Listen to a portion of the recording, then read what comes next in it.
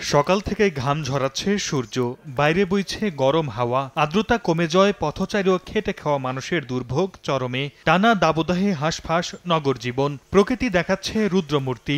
স্বাভাবিক জীবনযাত্রা অনেকাংশে হয়ে পড়েছে অচল। দিনের গরম, রাতে ঠান্ডা। 10টা-11টার পর থেকে আর রোদে থাকা যাচ্ছে।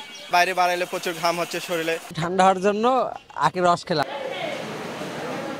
এদিকে তীব্র গরমে বরগুনায় ভয়াবহ আকার ধারণ করেছে ডায়রিয়ার প্রকোপ। গত 24 ঘন্টায় ডায়রিয়ায় আক্রান্ত হয়ে সদর হাসপাতালে ভর্তি হয়েছেন 160 জন। অপর্যাপ্ত শয্যা ও জায়গার অভাবে রোগীদের ঠাঁই হয়েছে হাসপাতালের মেঝে ও বারান্দায়। হাসপাতালে পর্যাপ্ত ফ্যান না থাকায় বাধ্য হয়ে রোগীরা বাইরে থেকে ফ্যান কিনে আনছেন। রয়েছে পর্যাপ্ত খাবার পানির অভাব। নাতি অসুস্থ হয়েছে প্রথম, এইবার হেই মেয়ে এই বাড়ি নিয়ে গেছে, আবার হ্যাঁ অসুস্থ হয়ে পড়ছে। কোনো একটা ফ্যান নাই, কোনো একটা বাতি নাই। ফ্যান মানে নিজেরা কিনাই না, তারপরে চালায়।